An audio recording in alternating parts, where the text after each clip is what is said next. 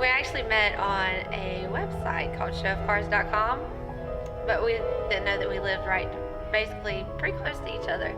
And we started talking through MySpace. That's how long ago it was. When we first met, my car was a 2000 Mitsubishi Galant. It was two-tone and it had a Ricer body kit on it.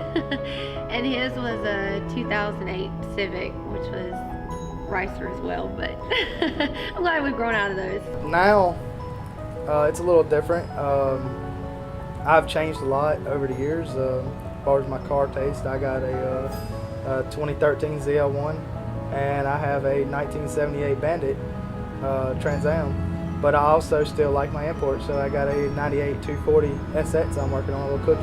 Her, on the other hand, her taste has got just as good too, because she's got the 1971 Camaro, and she has that 1981 Camaro, and then she has the Hyundai Genesis, which is Rocket Bunny kit, full air ride and everything. So our tastes got a lot better, I think, over the years as me and her have been growing together. I know something was different after Chad and Megan first met. She would always talk about a guy friend named Chad, and when she would talk about him, her face would light up. When I finally met Chad at the racetrack, after he left, I turned to Megan and said, "Why are you not dating that guy? He is basically a guy version of you." If this was a normal Saturday, we'd probably be at the track if it was open.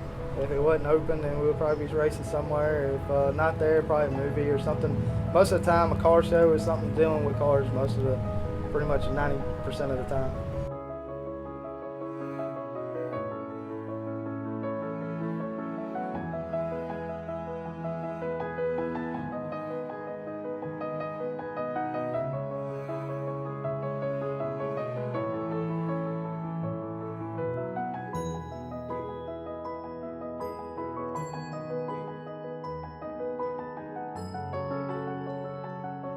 When I see you walking down the aisle, I'm going to be really happy and glad that you're walking down there. I mean, I'll be seeing you in your dress for the first time, so yeah, I might get a little teary-eyed when I see you going down the aisle.